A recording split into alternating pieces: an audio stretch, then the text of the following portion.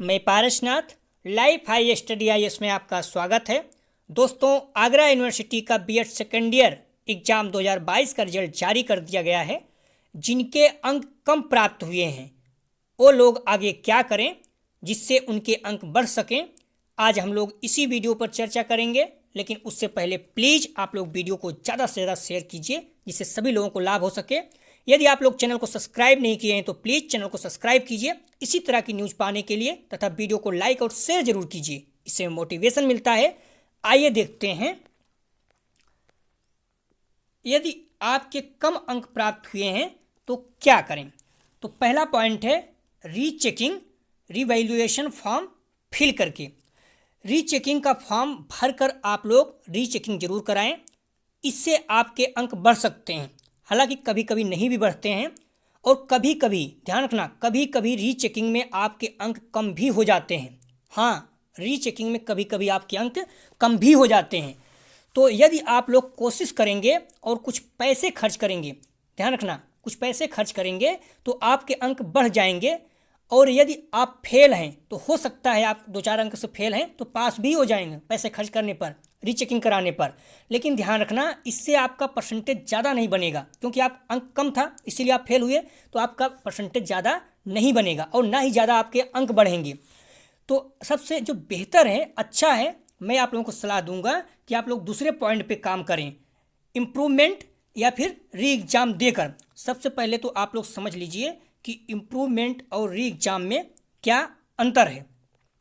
तो आप लोग यहाँ पर देखिए, जैसे मान लीजिए BD 202, यहाँ पर आप 80 अंक था पेपर, 80 में आपको 32 अंक पाना था पास होने के लिए, ठीक है। इन्होंने 37 अंक प्राप्त किया है। ध्यान रखना 80 में 32 अंक प्राप्त करना था और 37 अंक प्राप्त किए, तो बहुत अच्छे अंक तो नहीं है। तो इन्हें लगा कि इनके अंक कम हैं, अपने अंक को बढ़ाना चाहते हैं। पास हैं, ध्यान रखना इस पॉइंट को, पास हैं लेकिन अपने अंक बढ़ाना चाहते हैं। और जो एग्ज़ाम देंगे उस एग्ज़ाम को कहा जाता है इम्प्रूवमेंट।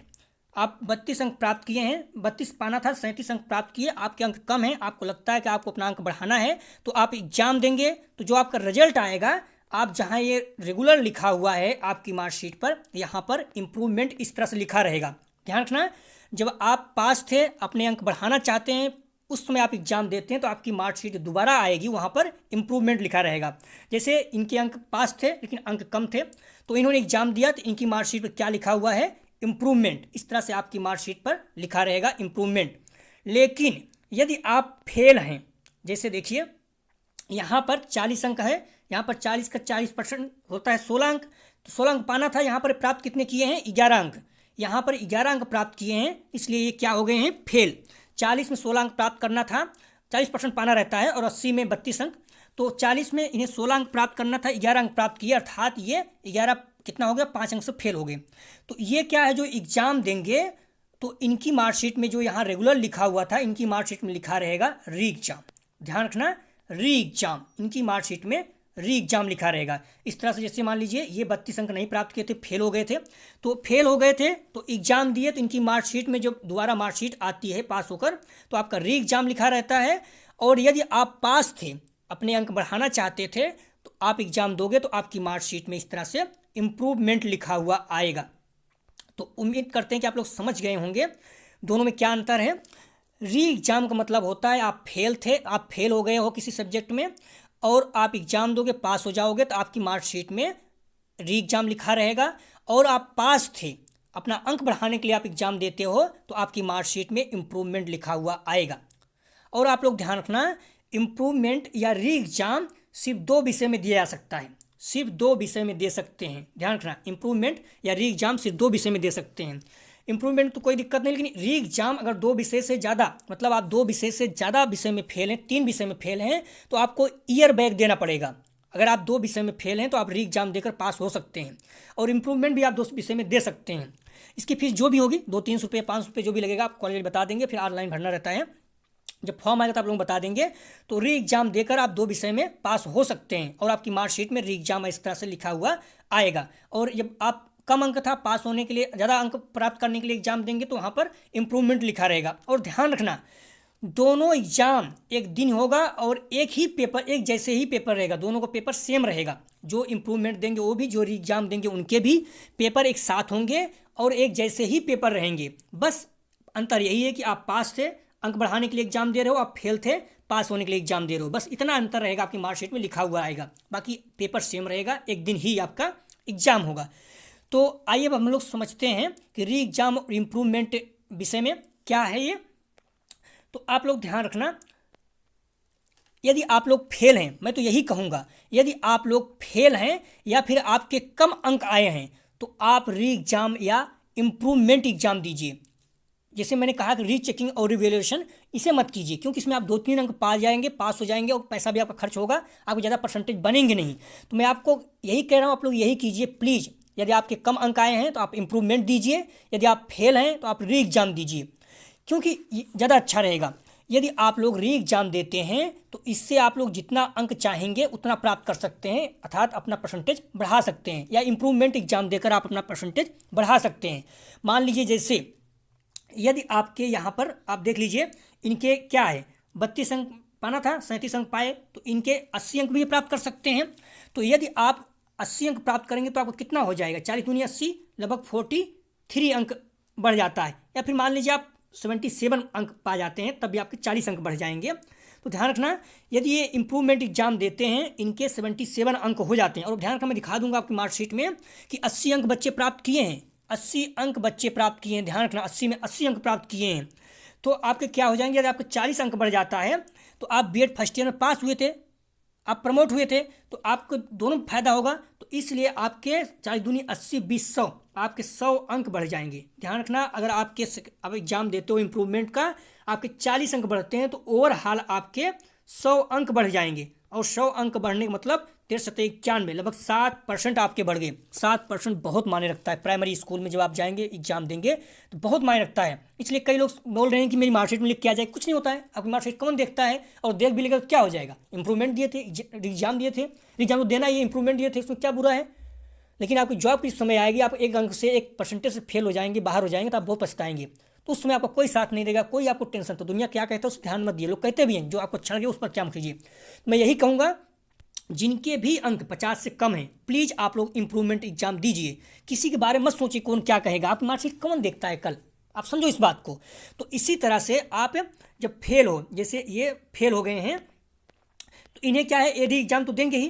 जैसे फेल हो गए, 11 अंक पाए हैं, 16 अंक पाना था, तो री एग्जाम देंगे ही। तो यहाँ पर आप ये 40 में 40 अंक प्राप्त कर सकते हैं। अगर 40 अंक प्राप्त हो जाते हैं तो कितना हो गया, इनके 29 अंक बढ़ जाएंगे। आप 30 अंक मान लीजिए, 30 सीधा सीधा 30 अंक बढ़ जाते हैं, तो 30 मतलब 3 दूनी 60 और 15 70, 75 अंक बढ़ जाएंगे। मैंने कहा ना कि आप फर्स्ट ईयर में प्रमोट हुए हो, तो आप जितना पाओगे 2.5 गुना अंक आपके बढ़ जाएंगे, तो ये भी बढ़ जाएंगे। और दूसरी बात मैं इनसे यही कहूँगा, इनके अंक सेकंड 202 में भी कम है, तो इसको भी दें। अगर इसमें 80 अंक ला देते हैं तो आप सोचो कि यहाँ पर इनके 30 अंक यहाँ बढ़ जाएंगे और 30 यहाँ बढ़ जाएंगे। आप सोचो, चाहे दूनी 80, लगभग 76 अंक बढ़ जा रहे हैं। और अगर 76 अंक बढ़ जाने का मतलब बहुत ज़्यादा होता है। सीधा सीधा आप मान लीजिए कि 80 अंक आप बढ़ गए, तो 80 मतलब बढ़ने का मतलब हो जाता है 80 दूनी 16, 160, 40, कितना हो जाएगा, 200 अंक आपके बढ़ गए। 200 अंक नॉर्मल नहीं होता है, आप ध्यान रखना। 200 अंक लगभग 14-15% आपके बढ़ गए। तो मैं यही कहूँगा इनको कि ये अपना BD 203 में तो पेपर दें ही, साथ ही साथ BD 202 में भी इम्प्रूवमेंट एग्जाम दें, ठीक है। तो अगर इनके 80 अंक टोटल बढ़ जाएंगे, अगर थोड़ा कम रहेगा, 80 अंक नहीं हो पाएंगे, 70, मैंने कहा 76 अंक बढ़ेंगे, तो 76 अंक बढ़ जाते हैं तो लगभग 200 करीब इनके अंक बढ़ जाएंगे। और 200 मतलब हो जाता है 14-15% इनके बढ़ जाएंगे। ये बहुत बेस्ट होगा। तो आप लोग इस बात को ध्यान रखना, जो लोग फेल हैं री एग्जाम दें, पूरी ताकत से दें, 100% अंक लाएं। और जो लोगों के अंक कम हैं, जैसे इनके भी अंक कम हैं, तो यहाँ पर आपको इम्प्रूवमेंट एग्जाम देना चाहिए। और मैं बता रहा हूँ, हम लोग तैयारी भी करेंगे, बहुत अच्छे अंक आपके आएंगे। बार बार एक शब्द कह रहा हूँ, मैं आपको दिखा दूंगा कि 80 अंक प्राप्त हुए हैं, 80 में 80 अंक बच्चे के। तो अगर आप 80 नहीं, कम 70 तो लगा ही दोगे। तो अगर आप 80 की जगह पर 70 अंक भी ला देते हो, 7 दूनी 14, 140, इसमें 35 और जोड़ दोगे तो लगभग 175 अंक आपके बढ़ जाएंगे। और कम नहीं होगा, 12-13% बढ़ जाएगा। तो इसलिए आप लोग रीचेकिंग या रीवैल्यूएशन कराने के बजाय जो बेस्ट रहेगा, मेरी बात मानिए, आप लोग इम्प्रूवमेंट या री एग्जाम दीजिए। अगर आप रीचेकिंग कराएंगे उसमें आपका पैसा भी खर्च होगा और 2-4 अंक बढ़ेगा, हो सकता है कम भी हो जाए। लेकिन अगर आप री एग्जाम देते हो, मनचाहा बढ़ा सकते हैं। और आप इम्प्रूवमेंट देते हैं तो भी बढ़ा सकते हैं। तो आप लोग बार बार पूछते रहते हैं कि बता रहा हूँ, तो 2 सब्जेक्ट में ही इम्प्रूवमेंट दे सकते हैं और 2 सब्जेक्ट में ही री एग्जाम दे सकते हैं। 2 सब्जेक्ट से ज़्यादा अगर आप फेल हैं तो आपको ईयर बैक देना पड़ेगा। तो ठीक है, आप लोग कोशिश कीजिए कि आप री चेकिंग के बारे में भूल जाइए, आप लोग इम्प्रूवमेंट और री एग्ज़ाम ही दीजिए प्लीज़।